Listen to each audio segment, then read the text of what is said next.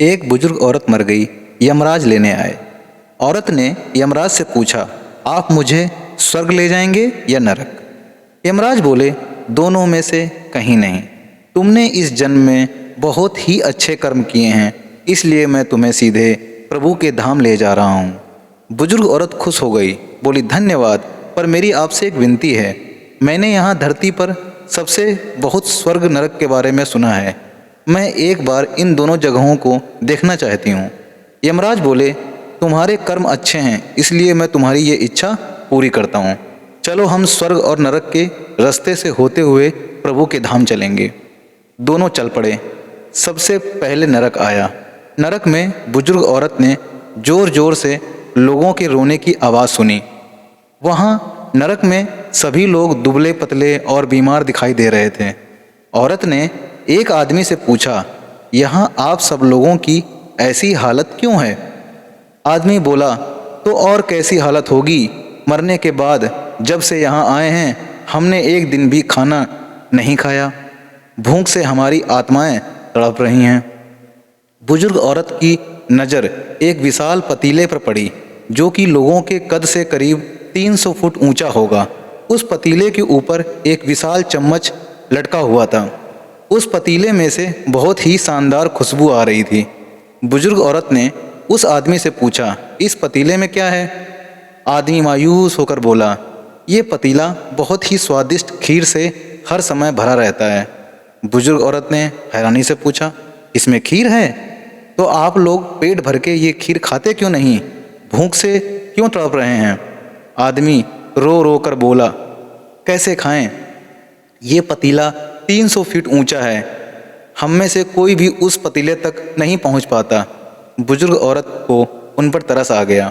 सोचने लगी, बेचारे खीर का पतीला होते हुए भी भूख से बेहाल हैं। शायद ईश्वर ने इन्हें यही दंड दिया होगा। यमराज बुजुर्ग औरत से बोले, चलो हमें देर हो रही है। दोनों चल पड़े। कुछ दूर चलने पर स्वर्ग आया। वहाँ पर बुजुर्ग औरत को सबकी हंसने खिलखिलाने की आवाज़ सुनाई दी। सब लोग बहुत खुश दिखाई दे रहे थे। उनको खुश देखकर बुजुर्ग औरत को भी बहुत खुशी हुई। पर वहाँ स्वर्ग में भी बुजुर्ग औरत की नज़र वैसे ही 300 फुट ऊंचे पतीले पर पड़ी जैसा नरक में था। उसके ऊपर भी वैसा ही चम्मच लटका हुआ था। बुजुर्ग औरत ने वहाँ लोगों से पूछा, इस पतीले में क्या है? स्वर्ग के लोग बोले कि इसमें बहुत टेस्टी खीर है। बुजुर्ग औरत हैरान हो गई। उनसे बोली, पर यह पतीला तो 300 फीट ऊंचा है। आप लोग तो इस तक पहुंच ही नहीं पाते होंगे। उस हिसाब से तो आप लोगों को खाना मिलता ही नहीं। आप लोग भूख से बेहाल होंगे।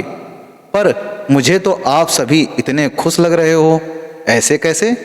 लोग बोले, हम तो सभी लोग इस पतीले में से पेट भर के खीर खाते हैं। औरत बोली, पर कैसे? पतीला तो बहुत ऊंचा है। लोग बोले, तो क्या हो गया? पतीला ऊंचा है तो यहाँ पर कितने सारे पेड़ हैं। ईश्वर ने ये पेड़ पौधे, नदी, झरने हम मनुष्यों के उपयोग के लिए तो बनाए हैं। हमने इन पेड़ों की लकड़ी ली, उसको काटा, फिर लकड़ियों के टुकड़ों को जोड़ के विशाल सीढ़ी का निर्माण किया। उस लकड़ी की सीढ़ी के सहारे हम पतीले तक पहुँचते हैं और सब मिलकर खीर का आनंद लेते हैं। बुजुर्ग औरत यमराज की तरफ देखने लगी। यमराज मुस्कुरा के बोले, ईश्वर ने स्वर्ग और नरक मनुष्यों के हाथों में ही सौंप रखा है। चाहे तो अपने लिए नरक बना लें, चाहे तो अपने लिए स्वर्ग। ईश्वर ने सबको एक समान हालातों में डाला है। उसके लिए उसके सभी बच्चे एक समान हैं। वो किसी से भेदभाव नहीं करता। वहाँ नरक में भी पेड़ पौधे सब थे, पर वो लोग खुद ही आलसी हैं। उन्हें खीर हाथ में चाहिए। वो कोई कर्म नहीं करना चाहते, कोई मेहनत नहीं करना चाहते, इसलिए भूख से बेहाल हैं। क्योंकि यही तो ईश्वर की बनाई इस दुनिया का नियम है। जो कर्म करेगा, मेहनत करेगा, उसी को मीठा फल खाने को मिलेगा। दोस्तों, यही आज का सुविचार है। स्वर्ग और नरक आपके हाथ में है। मेहनत करें, अच्छे कर्म करें और अपने जीवन को स्वर्ग बनाएं। दोस्तों, हम बिना कर्म किए फल की इच्छा रखते हैं, तो ऐसा तो पॉसिबल है ही नहीं कि आप कर्म ना करो और आपको फल मिल जाए। तो दोस्तों ये कहानी स्वर्ग और नरक की आपको कैसी लगी कमेंट में ज़रूर लिखकर बताइएगा। और दोस्तों मेरी हेल्प कीजिए, इस चैनल को सब्सक्राइब ज़रूर कर देना, लाइक कर देना और पसंद आई हो तो शेयर भी कर देना। नमस्कार।